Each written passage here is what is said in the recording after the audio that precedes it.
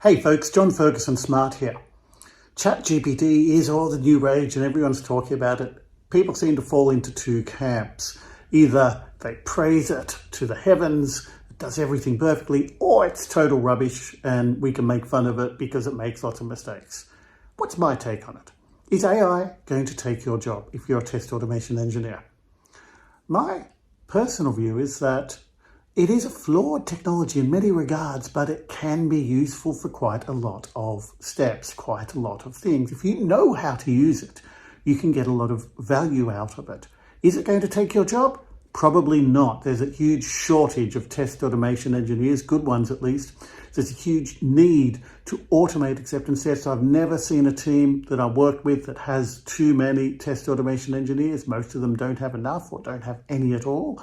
So I don't think that need is being challenged at this stage. But what is being challenged is the low-level tasks, the basic scripting. It will become easier, hopefully, to use these tools to leverage your basic test scripting, to write low-level test automation components. But the thing is, and here's the challenge, here's the trick, to be able to use them well, you need to master the craft. You need to master the skills. You cannot just trust the tool and hope for the best and hope that AI tools, whether it be ChatGPT or GitHub CoPilot, any of those, you can't just trust that they will give you working, maintainable, clean code, because at the end of the day, the ChatGPT do not actually understand your domain. You do.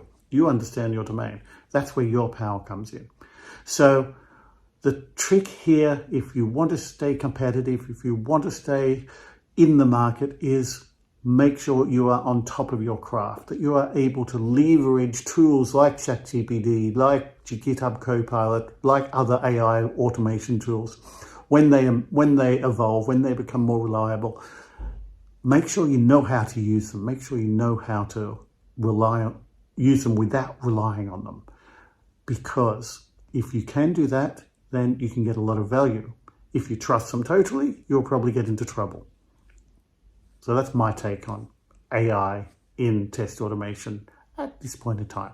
I'm going to release some documents and some videos later on going into more detail, but that's just a quick take. Thanks for listening, folks.